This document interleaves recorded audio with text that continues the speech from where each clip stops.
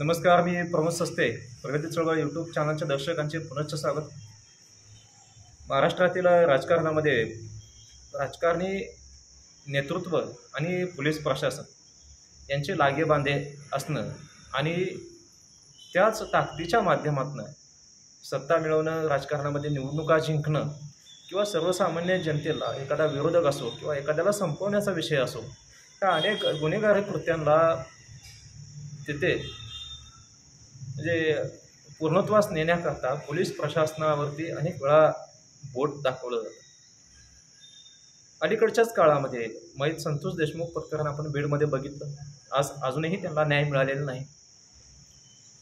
आज पालकमंत्री अजित पवार धनंजय मुंडेंच्या भेटीला आहेत. ज्या धनंजय मुंडेवरती आज पवन मुंडे आरोप करतायत, वाल्मिक कराड हा त्यांचा अगदी जवळचा माणूस, त्याच्यावरती मुख्य सूत्रधार म्हणून आरोप होत आहे. आणि न्यायव्यवस्थेवरती सुद्धा समाजाचा विश्वास जो आहे तो कमी झालेला दिसतो.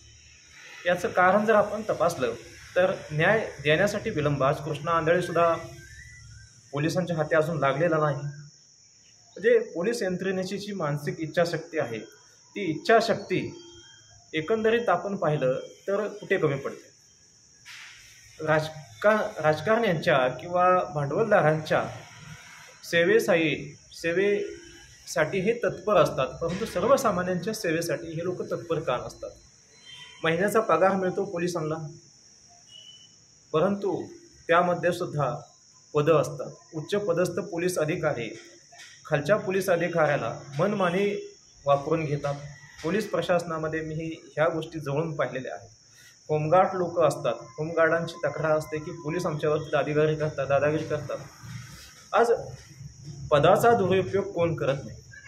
एखादा उच्च पदस्थ अधिकारी आपल्या ज्युनियर्सवरती कशा पद्धतीने आपल्या पदाचा दुरुपयोग करतो, तसं एखादा गुन्हेगार प्रवृत्तीचा नेता हा जर एखाद्या उच्च पदस्थ झाला तर सत्तेचा दुरुपयोग कसा करतो, ह्यासाठी अनेक प्रकरणं आपण पाहिलेली आहेत. आणि यातीलच अलीकडचं एक प्रकरण, ग्रामविकास मंत्री फलटण तालुक्यातले श्रीमंत रामराजे नाईक निंबाळकर यांची काल परवा दिवशी जी चौकशी झाली, त्या एका कथित महिलेला फोन प्रकरणी, त्या संदर्भात त्यांची चौकशी झाली. पोलिसांनी त्यांचे जबाब घेतले, हाताच्या बोटाचे ठसे घेतले आणि ग्रामविकास मंत्री जयकुमार गोरे यांनी स्पष्ट केलं की तो आवाज माझा नव्हता.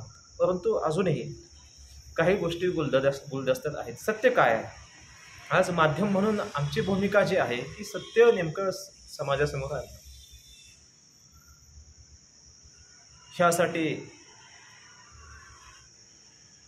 पोलिसांनी तपास यंत्रणेमध्ये कशा पद्धतीनं काम केलेलं आहे, आपल्या पदाचा दुरुपयोग केला आहे का? ग्रामविकास मंत्री जयकुमार गोरे यांनी आपल्या सत्तेचा दुरुपयोग केला आहे का? आज रामराजे नाईक निंबाळकर सुद्धा विधान परिषद सदस्य आहेत, म्हणजे तेही सत्तेतच आहेत. मग नेमकं राजकारण एकमेकाला संपवण्यासाठी कोण आपल्या पदाचा दुरुपयोग करतोय, कोण आपल्या सत्तेचा दुरुपयोग करतोय, पोलीस प्रशासनातील अधिकारी नेमकं कुणाच्या बाजूने काम करतायत, हे प्रश्न सगळे निरुत्तरित आहेत. आणि एकंदरीत ह्या विषयावरती संपूर्ण फलटण असो, मान असो, सोलापूर असो, पूर्ण महाराष्ट्रामध्ये मौन का बाळगलं जाते. मोठ्याचं सगळं खपतं, पण गरिबाचं कुसळसुद्धा खपत नाही. हेच प्रकरण जर एखाद्या गरीब घरातील असतं तर मला वाटतं मीडियानं सळो की पळो केलं असतं. सगळ्यात महत्त्वाचा विषय की सत्तेपुढे शहाणपण नाही. दुसरी गोष्ट, पैसा हा कुठे वापरला जातो? निवडून येण्यासाठी पैसा वापरला जातो. पोलीस प्रशासकीय अधिकारी मॅनेज करण्याकरता पैसा वापरला जातो, किंवा एखाद्याला संपवण्याकरता, गुन्हेगारी कृत्य करण्याकरता सुद्धा पैसा वापरला जातो. पैसा ह्या सगळ्या गोष्टीसाठी वापरला जात असेल तर सर्वसामान्यांना पोट भरण्यासाठी पैसा मिळतो. आज परिस्थिती अशी आहे, आर्थिक प्रश्न सर्वसामान्यांचे मोठे आहेत, परंतु ह्या सर्व लोकांच्या मिजाशी वाढलेल्या आहेत. आज आपण पोलीस प्रशासनामध्ये एखादं पद घेऊन मिळवता, तुम्ही प्रशासनाचा जो पैसा खर्च करता तो सर्वसामान्यांच्याच खिशातला नसतो का? आज एखाद्या आपण विधान परिषद सदस्य असेल, एखादा ग्रामविकास मंत्री असेल, त्याच्या वैयक्तिक रोजचा एक्सपेन्स जो आहे, म्हणजे वैयक्तिक जो खर्च आहे तो कुठून येतो? तो शासनाच्या तिजोरीतूनच येतो. मग हा सर्वसामान्यांच्याच खिशातून गेलेला नसतो का? आज सर्वसामान्यांनीच तुम्हाला निवडून दिलेलं नसतं का? मग तुम्ही सर्वसामान्यांनी, ज्या लोकांनी तुम्हाला निवडून दिलं, ज्या मतदाराने तुम्हाला निवडून दिलं, त्यांच्याशी तुम्ही किती बांधील आहात? मला वाटतं आज हीच वेळ आहे, या सर्व लोकांना तुमच्या मेजाशी थांबवा. आम्ही मतदार आहोत. आपण आपल्या ज्या पदावरती आहात ते पद तुम्हाला आम्ही आमच्या सेवेकरता दिलेलं आहे, हे ठणकावून सांगण्याची आवश्यकता खरं तर सर्वसामान्य जनतेचीच आहे. परंतु ते आज समाज माध्यम म्हणून आम्हाला करावं लागते. दुर्दैव आहे की जनता, मतदार एकदा लोकांना निवडून दिल्यानंतर त्यांना जाब का विचारत नाही. एवढी जनता आणि हा मतदार जो आहे तो मोदाड कसा असू शकतो?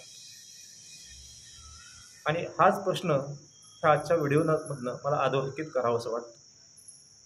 तुमचा तमाशा जो आहे तो असाच चालू द्या, परंतु आमचे प्रश्न जे आहेत सर्वसामान्यांच्या विकासासाठी, सर्वसामान्यांच्या आर्थिक प्रश्नांसाठी, सामाजिक प्रश्नांसाठी, सांस्कृतिक प्रश्नांसाठी तुम्हाला मतदान आम्ही केलं नाही का?